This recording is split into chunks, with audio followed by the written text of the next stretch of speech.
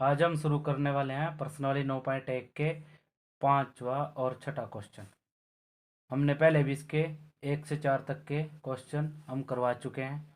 आज हम करने वाले हैं 5 और 6 क्वेश्चन।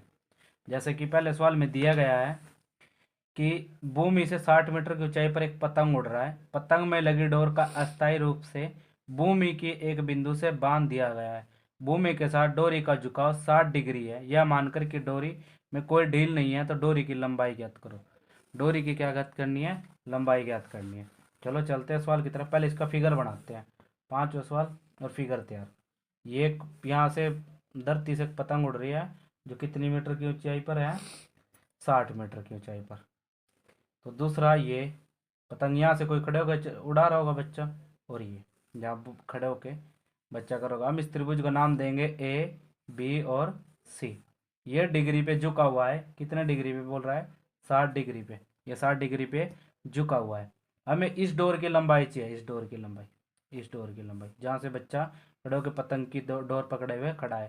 तो हम लिखेंगे त्रिभुज ए बी सी में, और निकालना क्या है कि डोर की लंबाई, डोर की लंबाई, डोर की लंबाई, डोर की लंबाई ज्ञात करनी, मतलब ए सी ज्ञात करना है। ए सी तो हम जितना दिया उतने के, कोण के सामने वाली भुजा हमेशा क्या होगी? लंब। लंब लंब है तो हम लिखेंगे कि ए सी। ये हम लिख सकते हैं कुछ भी, जैसे कि हम जानते हैं एल बटे एल, के ए लंब बटे कर्ण, आधार बटे कर्ण, लंब बटे आधार। तो हम कुछ भी करें यहाँ पे इसके अनुसार करने वाले हैं। जो भी करेंगे तो हम लेंगे, पहले चाहिए ले, हम इसको रख ले पहले। इसमें कोई वैसी प्रॉब्लम नहीं है। तो जैसा हम चाहे वैसा हम रख सकते हैं। तो ये लंब वाली बात लिख लेते हैं हम, ए बी बटे ए सी बराबर है। ये क्या बना है? लंब बटे कर्ण। लंब बटे कर्ण बनता है sine theta, sine 60 degree, sine 60 degree. A B इतना दिया हुआ है 60, ए सी बराबर है साइन 60 डिग्री। साइन 60 डिग्री हमारा होता है वर्गमूल 3/2। कितना होता है? वर्गमूल 3/2। आर पार की गुणा करने पर, आर पार की गुणा करने पर, आर पार की गुणा करने पर, तो ये 2 इसके साथ जाएगा तो ए सी √3 आएगा, और 60 गुणा में 2 जाएगा तो ए सी √3 बराबर है 120। अंडर रूट वाली चीज़ गुणा वाली चीज़ कहाँ जाएगी? बटे में। तो 120/3। हर में कोई भी चीज़ होती है अंडर रूट में तो हम उसको हर में नहीं रखते। यहाँ पर करेंगे हम हर का प्रमेयकरण करने पर, हर का प्रमेयकरण करने पर। तो ए सी 120/3, √3 से ही भाग और √3 से ही गुणा। जब अंडर रूट में ऐसे डबल होते हैं, इनकी आपस में गुणा होती है, तो हमेशा हम जानते हैं कि 120/3, तो क्या आएगा? सिर्फ 3 बच जाएगा, और 3 चौका 12, ये 40 पे कैंसिल हो जाएगा। तो ए सी बराबर है 40/3। अतः डोर की लंबाई कितनी है? 40/3। ठीक है दोस्तों, कर चुके हैं 4 नंबर 5 नंबर सवाल। अब करेंगे हम 6 नंबर सवाल। इसमें बोल रहा है कि 1.5 मीटर लंबा एक लड़का 30 मीटर ऊंचे एक भवन से कुछ दूरी पर खड़ा है। जब वह ऊंचे भवन की ओर जाता है तो उसकी आंख से भवन का शिखर का उन्नयन कोण 30 से 60 डिग्री हो जाता है। बताइए कि वह भवन की ओर कितनी दूरी तक चल कर गया है। तो पहले सबसे पहले वही फिगर वाला फिगर बनाएंगे, उसके बाद इस सवाल को करना बैठेंगे। तो छठा सवाल, फिगर शुरू करते हैं। एक लड़का है, ये मीनार है, इसकी तरफ यहाँ पर खड़ा है कोई लड़का जो 1.5 मीटर लंबा है। कितने मीटर? 1.5 मीटर। तो इससे इसकी पूरी लंबाई इस टाइम है 30 मीटर। इस टाइम है कितनी? 30 मीटर। तो 30 मीटर हम इससे यहाँ से लड़का चलते गया और यहाँ पे पहुँच गया। यहाँ पे पहुँचने के बाद लड़के ने फिर शिखर के कोण तक देखा और एक बार यहाँ पे देखा, तो ये कोण अलग अलग बनेंगे और लड़का यहीं से बात करेगा। इस सवाल की भी हम यहीं से बात करेंगे, क्योंकि लड़का इसके बराबर में आएगा, तब उसकी लंबाई, ये लंबाई काउंट नहीं होगी, ये लंबाई इसमें से कैंसिल होगी जो इसकी लंबाई होगी। पहले हम इस पूरी फिगर का नाम रखते हैं ए बी सी डी। अब वो बोल रहा है कि जो ये चला है ना यहाँ से यहाँ तक, ये लड़का, सिर्फ ये चीज चाहिए इसको, सिर्फ सी और डी चाहिए, इसको चाहिए सी और डी, ओनली सी और डी। जो हमें ये दिया गया है, इससे पहले हमें इसकी यहाँ से लेके यहाँ तक की लंबाई निकालनी पड़ेगी, ए बी की लंबाई, बस यहाँ से ए से और बी सी की। जो ये नीचे 1.5 मीटर गया है, इसकी कोई बात नहीं होगी। तो हम 30 मीटर में थे, 30 मीटर माइनस ये 1.5 मीटर घटाएंगे तो इसका 28.5 मीटर आएगा। मतलब ये 28.5 मीटर की ही बात करेंगे, इससे अलग कोई बात ही नहीं करेंगे। 30 मीटर अब कैंसिल हो चुका है, हम 28.5 की ही बात करेंगे, जो हमारा ये हमने निकाला है। तो हम जानते हैं कि पहले पूरी त्रिभुज की बात करते हैं। त्रिभुज ए बी सी में, त्रिभुज ए बी सी में, तो ए बी सी में हमें ये दे रखी, हमें इसको सारी को निकालना है। तो ए बी बटे सी बी, जैसे कि आप जानते हो ये सामने वाली भुजा, इस कोण की बात, ये 30 डिग्री दिया हुआ है और ये 60 डिग्री, क्योंकि वह जब इधर गया ना तो उसका कोण 30 से 60 हो गया।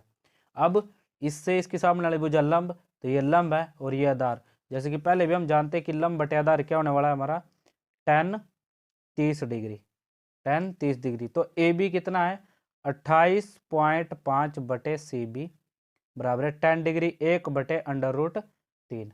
तो वही आर पार की गुणा करने पर, आर पार की गुणा करने पर हमें मिला सी बी बराबर 28.5 √3।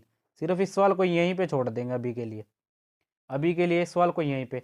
अब दूसरी पूरी फिगर की बात करेंगे ए बी डी में। अब त्रिभुज ए बी डी की बात करेंगे, त्रिभुज ए बी डी में, ए बी डी में ए बी बटे जो ये बाकी बची है बी डी बराबर है, अब ये क्या है, लंब बटे आधार, वही tan 60 degree, tan 60 degree. A B हमें पता है कि 28.5 मिली हुई है हमें, बटे बी डी का नहीं मालूम है। तो ये tan 60 का मान होता है हमारे पास, tan 60 का हमारे पास मान होता है √3। कितना होता है, √3, जिसका कोई नहीं उसका 1, उसके बटे क्या सोचेंगे 1। तो आर पार की गुणा करने पर, तो बी डी √3 बराबर है 28.5, गुणा वाली चीज़ कहाँ जाएगी, बटे में, तो बी डी बराबर है 28.5 बटे √3। अब हमारे पास ये आ चुकी है। जैसे कि मैंने आपको बताया था कि हम फिगर बनाने में कोई हमें वो नहीं करना चाहिए, कभी भी फिगर हमारी हमेशा तैयार रहना चाहिए हमारे दिमाग में भी। ये 30 डिग्री था और ये 60 डिग्री था, और ये ए मानना था हमने, ये बी माननी थी, ये सी और ये डी। हमें सिर्फ ये बताना है कि ये सी और डी से कितनी दूरी चल के गया, जबकि हम इसको पता है, हमने ये निकाल लिया एक बार, ये हमारी 28.5 √3 आई है। एक बार हमने ये निकाल लिया है, इसका ये रहा जो हमारी अभी 28.5 √3 आई है। तो हम अगर इस पूरी में से इसको माइनस कर दे, इस वाली को माइनस कर दे, तो हमारे पास सिर्फ किसकी बच जाएगी, सी डी की बच जाएगी। तो हम यही करने वाले हैं यहाँ पे।